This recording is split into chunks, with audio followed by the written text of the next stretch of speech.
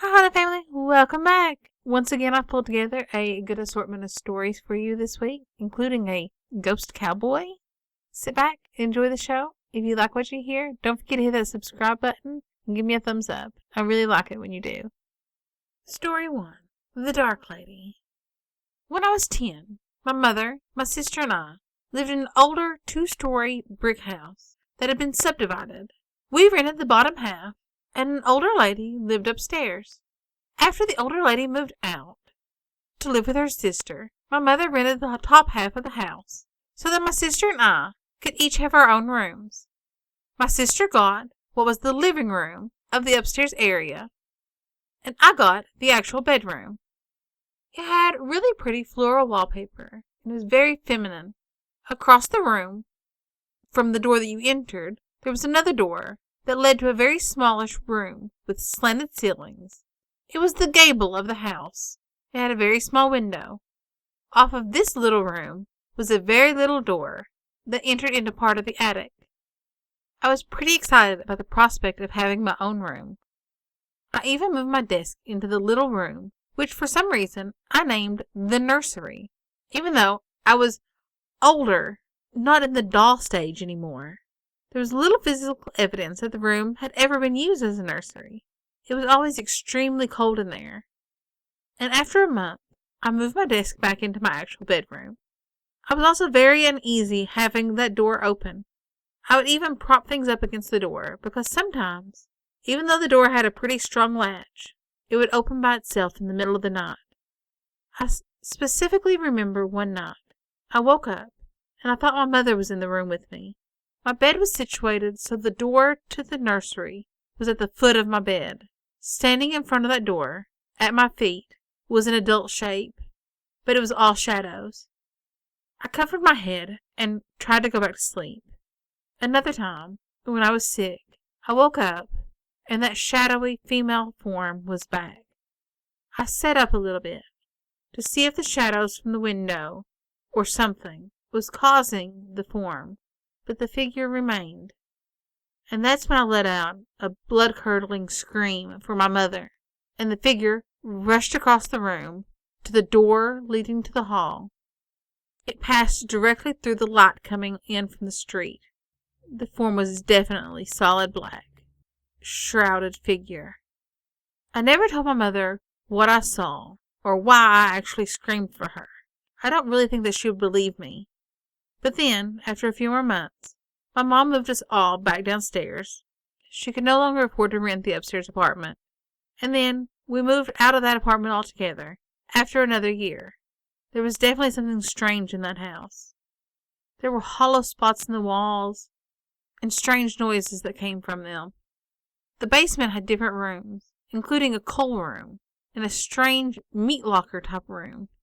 That room always felt evil to me. I was talking to my mom about ghosts, and I asked her, "Have you ever thought you saw somebody? Thought you saw a ghost?" And at first she kept saying, "No, never." After I let the subject drop, she brought it up again and said, "Actually, do you remember that brick house we lived in? Remember when you girls were sleeping upstairs? I went up there one day when you were in school to pick up the dirty towels. I was standing by your closet, looking out the window, but I got this funny feeling. And then I thought I saw an old woman shrouded in black, standing in the corner staring at me. But when I turned my head, she was gone. She was over by that little old, cold room where the gable was at the front of the house. Do you remember that room?" I had never told her about that incident, or any of the incidents with that old lady. And we lived in so many different houses while I was growing up, so there was no reason for her just to pick that house at random. Story 2. Shipwrecked. My sister used to work on a shipwrecked ship. After the ship had been shipwrecked, they decided to turn it into a restaurant. Her first day on the job, she needed to find the office, but she couldn't find it. She had never been on the ship before. She ran in to a young man with bright orange hair and asked him where the office was. He gave her a key and pointed to a door. When she went over to the door and opened it, she was overwhelmed with fear, but she kept on going. The room was an old pool room When she got to the other side of the room, she opened the door, and the captain just stared at her for a while, and then he said, "How the heck did you get in here?" And she replied, someone gave me a key and told me to go through that door. He replied, "Ma'am, that door has been locked for years, and no one but me has the key for it." She looked perplexed and said, "But that can't be true, because one of the sailors let me in." The captain asked what he looked like, and she said he had bright orange hair, he was really slender, and very pale looking. I think his name was Brown. The ship captain said, "Ma'am, there's no one on that ship that fits that description. And that room is closed because people died there, and some say it's haunted." To this day, my sister swears that this is a true story, and that room on that ship is very much haunted. Story 3. The Cowboy. When I was 5 years old, I befriended a cowboy.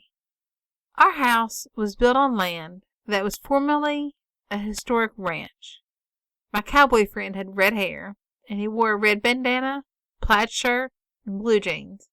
I don't really know how old he was, because I was so young at the time, but he seemed at least as old as my dad. Funny thing is, I don't ever recall seeing his feet. In any case, he just appeared one day while I was outside enjoying our swing, and he told me that he would be my friend, and I gladly accommodated him. I loved horses at the time, and he always had many, many horse stories to tell me. And he would always tell me when I needed to go back inside to eat dinner. It soon became a big joke in my family and in the neighborhood that I had an imaginary friend. I recall once my older sister teasing me about my imaginary friend, and he was standing right beside her. And I asked her, "But can't you see him?" And she said, "No." I really was the only one that could see him.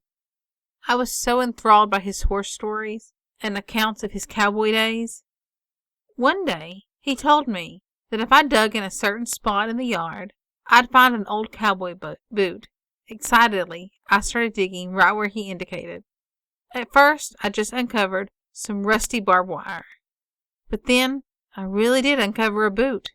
It was brown, rotted leather, and I could hardly contain my excitement as I showed my mother my prize cowboy boot that my cowboy friend had gave me.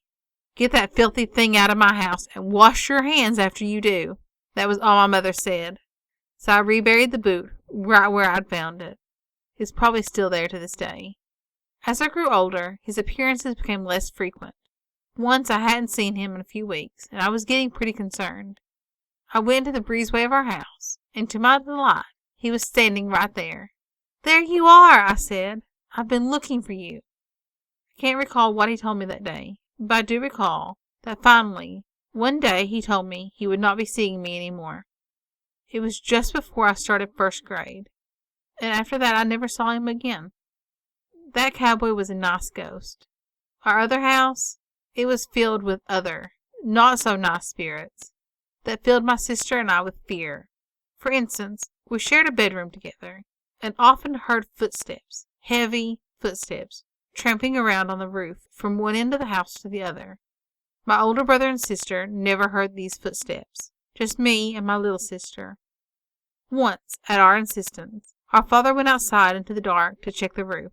Of course, he found nothing.